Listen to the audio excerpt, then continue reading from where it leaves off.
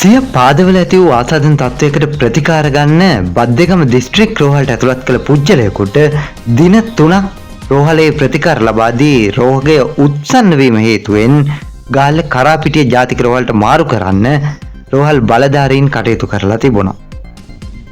ඒ පසුගිය අගෝස්තු මාසයේ 30 වෙනිදා. කෙසේ වෙතත් මේ රෝගියා ගිලන් රථයෙන් කරාපිටිය ජාතික රෝහල වෙත රැගෙන යන අතරතුර ගාල්ල මීපාවල ප්‍රදේශයේදී ගිලන් රථයේ දොර ඇරී රෝගියායින් බිමට වැටී ඇති බවයි වාර්තා වන්නේ. ඒ අවස්ථාවේ ගිලන් රථය පසුපසින් පැමිණි යතුරුපැදිකරුවෙක් මේ බව දැකලා ගිලන් රථ රියදුරට පැවසීමත් එක්ක ගිලන් රථය පසුපසට ධාවනය කර ඇද වැටුණු රෝගියා නැවතත් නංවාගෙන ගොස් කරාපිටිය රෝහලට බාර දීලා තිබුණා. එහෙත් එහිදී රෝගියා අතරමඟදී රථයෙන් ඇද වැටුණු බවක් රෝහල් ගිලන් රථ කාර්ය මණ්ඩලය කරාපිටිය රෝහලට දන්වලා තිබුණේ නැහැ. මෙවන් පසුබිමක රෝගියා බලන්න ඊට පසු දිනේ කරාපිටිය රෝහලට ගිය ඔහුගේ දියණියට දැනගන්නට ලැබුණේ සිය පියා දැඩි අසාධ්‍ය තත්වයෙන් දැඩි සත්කාරයකගේ ප්‍රතිකාර ලබන බව. ඒ සම්බන්ධයෙන් රෝගියාගේ දියණිය ලද අත්දැකීම ඇය මෙසේ සඳහන් කර සිටියා. තාත්තා බලන්න ඇතුළට ගියාම මම දැක්කේ කොණ්ඩේ ඔක්කොම තට්ටේ දාලා ඔළුවෙන් බට දාලා බෙල්ලෙන් බට දාලා කටින් බට දාලා ඉන්න මගේ තාත්තා දැක්කේ. මම එහෙම නර්ස් මේ මොකද්ද වෙලා තියෙන්නේ තාත්තට කියලා. ටයිප්‍රෝ ලොකු ඔපරේෂන් එකක් කරලා තින්නේ. ඔයාලා මේ ගැන මොකුත් දන්නේ නැද්ද කියලා මගෙන් අහුවා. දරුවෝ තාත්තා කොහෙන් හරි වැටුණාද නැත්නම් මේ මොකක් හරි රණ්ඩුවක් එහෙම මලාද එහෙම කියලා කිව්වා. ඔයා එහෙනම් ડોක්ටර්ත් එක්ක ටිකක් කතා කරන්න කිව්වා.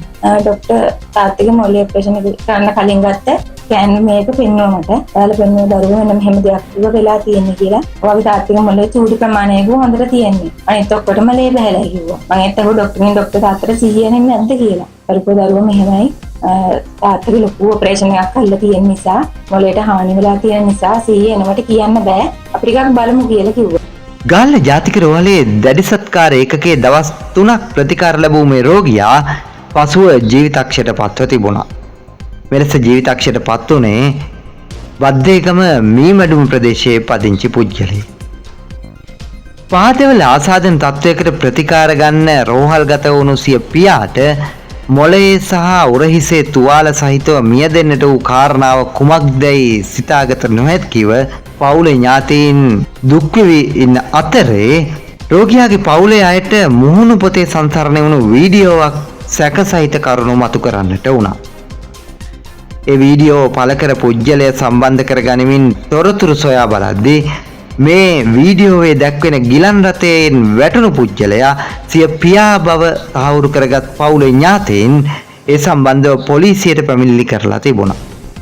මේ ඒ සම්බන්ධයෙන් මියගිය පුජ්‍යලයාගේ දියණිය දැක්වූ අදහස්. තාත්තා දොර අරගෙන පැනලා ගියා. ගිලන් රථේ ගිහපු එක්කෙනා ඇවිල්ලා අපිට කට උත්තරයක් දුන්නේ නැහැ කිව්වා. මේ පාවල වැටලා තියෙන නිසා පොද්දල පොලිසියට ඔක්කොම බාර දුන්නේ නැහැ කියලා. මොකද අපිට පැමිණිල්ලක් දාන්න පුළුවන්ද කියලා. කලින් කිව්ව බෑ කියලා. එහෙම සර් කෙනෙක් කතා කරලා මවාසි මහත්තයා මෙහෙම කිව්වට පස්සේ තමයි ඒකත් හා කියලා කිව්වේ. ඒ කිව්වට පස්සෙත් පැමිණිල්ලක් විදියට නෙමෙයි. නිකන් අපි කටින් කියන විදිහට ඒක ලියලා අත්සනක් ගත්තා. මම ඒත් වහම සර් පැමිණිල්ලක් දැම්මම කොලයක් දෙනව නේද කියලා. මේක පැමිණිල්ලක් නෙමෙයි කිව්වා. පොද්දල පොලිසියට ගියාම එතනින් කිව්වා අපිට එහෙම මුකුත් අභිමර්ශනය කරන්න කියලා දීලා නැහැ. දීලා තියෙන්නේ තාත්තා පොද්දල වැටුණ නිසා එතන CCTV චෙක් කරන්නයි ඊළඟට ඒ ගිහුව ඒ කට්ටිය ගෙනල්ලා කට උත්තර ගන්නයි කියලා විතරයි කිව්වා. CCTV චෙක් කරලා කිව්වා කිසිම දෙයක් නැහැ කිව්වා පේන්නේ නැතේ කිව්වා කරුවල නිසා. අනිත් දේවල් ඉතින් බද්දේගම පොලිසියෙන් කිව්වා එයාලා විමර්ශන කරන්න ඕනේ. ඉතින් මං කියන්නේ අපිට මේකට සාධාරණයක් කරලා මොකක් හරි කරලා දෙන්න. News One Lanka. Good news for everyone.